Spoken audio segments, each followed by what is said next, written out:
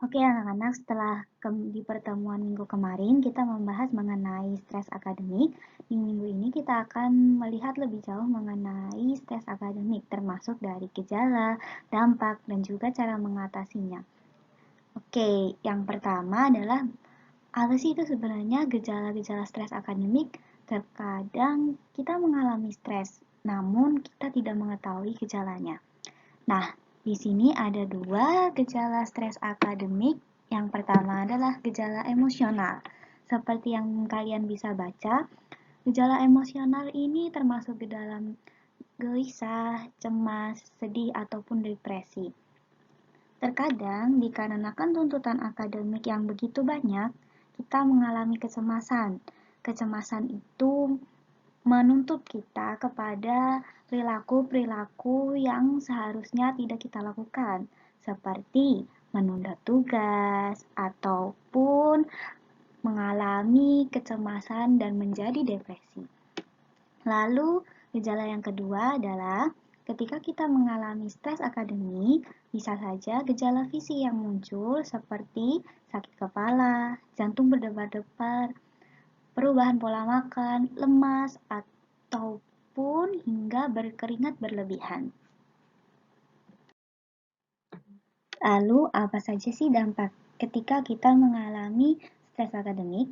Yang pertama, individu yang menilai dirinya tidak mampu dalam mengatasi tekanan yang akan datang berpengaruh terhadap cara berpikir serta berperilaku. Seperti yang Ibu sebutkan di awal, ketika kita tidak mampu mengatasi tekanan kita dalam mengerjakan tugas, dalam mengatasi tekanan akademik lainnya, mungkin kita akan melakukan perilaku yang sebagian besar menjerumus kepada menunda pekerjaan. Nah, menunda pekerjaan ini bukan menjadikan kita semakin bebas akan tugas kita, namun hal tersebut membuat diri kita mendapatkan tekanan yang lebih dan membuat diri kita menjadi lebih stres. Yang kedua, stres akademik dapat berdampak negatif terhadap kualitas belajar dan prestasi akademik. Seperti yang disebutkan sebelumnya, stres akademik juga mempengaruhi bagaimana kita berperilaku dan juga cara kita berpikir.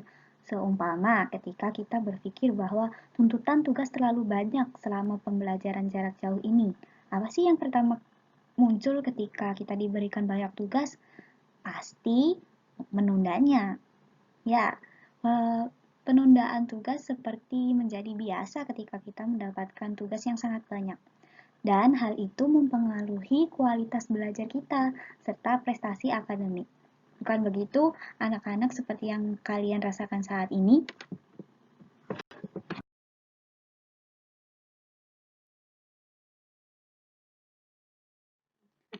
Oke, setelah mengetahui mengenai dampak dan juga gejalanya, ternyata stres akademik perlu untuk kita atasi ya. Nah, bagaimana sih cara mengatasinya? Di sini Ibu mempunyai 4 cara mudah untuk kita mengetahui dan juga mengatasi stres akademik yang saat ini kita miliki. Yang pertama,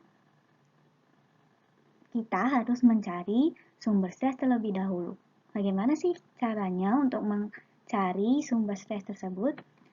Nah, yang bisa kalian lakukan adalah dengan menulisnya. Sediakan selembar kertas, lalu kita identifikasi nih beberapa sumber stres yang sedang melanda diri kita. Pertama, kita harus mencari sumber stres ketika di kelas. Yang kedua, mencari sumber stres ketika di lingkungan keluarga. Yang ketiga, mencari sumber stres di lingkungan pertemanan. Contohnya, Ibu contohkan mencari sumber stres di lingkungan kelas dengan cara kita mengidentifikasi hal-hal apa saja yang membuat kita stres selama di kelas atau selama pembelajaran. Contohnya, menunda tugas, ataupun tugas yang terlalu banyak dan tidak dapat mengumpulkan tepat waktu, guru-guru yang memberikan tugas terlalu banyak, ya, dan lain-lain seperti itu.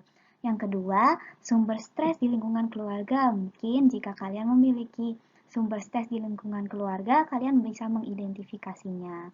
Yang ketiga, sumber stres di lingkungan pertemanan.